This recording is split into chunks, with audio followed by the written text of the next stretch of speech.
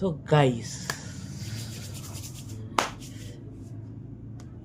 কেন বানাচ্ছি ভিডিওটা ভগবান জানে। আমার কেন বানাচ্ছি, কোনো কারণ নেই আমার।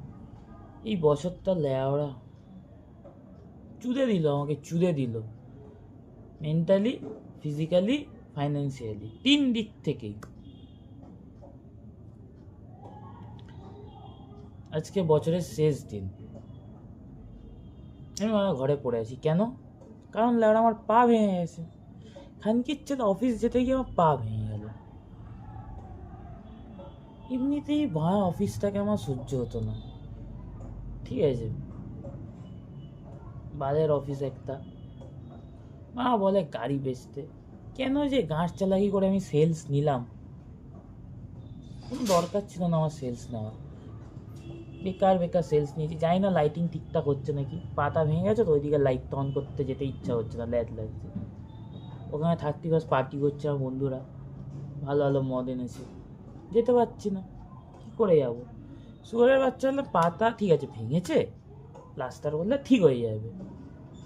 এতটা ভালো যদি আমার কপাল হতো তাহলে তো হয়ে যেত। সেই মারা অপারেশন করায় তোলে এই বড় স্ক্রু দিয়েছে।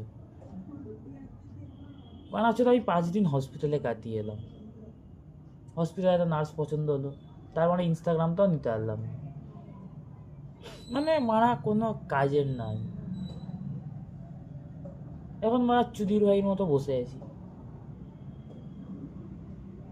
কোনো কাজ নেই, কর্ম নেই, ভাল লাগছে না আমার। তার বানাচ্ছি ভিডিওটা, এই বছরের ছুটি আপ্পাগুলো রেকর্ড করে রাখলাম, কি আর করা যাবে, হয়ে গেল। কপালটা তো মারা খানকিচ্ছে, মানে এত খারাপ, একটা মানুষের কপাল এত খারাপ কি করে হতে পারে? আমাকে না দেখলে তোমরা বুঝতে পারবে না। যাই হোক, আর কিছুক্ষণ পরে ভিডিও বানাচ্ছি, এখন ভালো লাগছে না, হয়তো ওয়ান পাঞ্চ ম্যানটাই দেখে নিই, একটা বিড়ি খেতে হতো।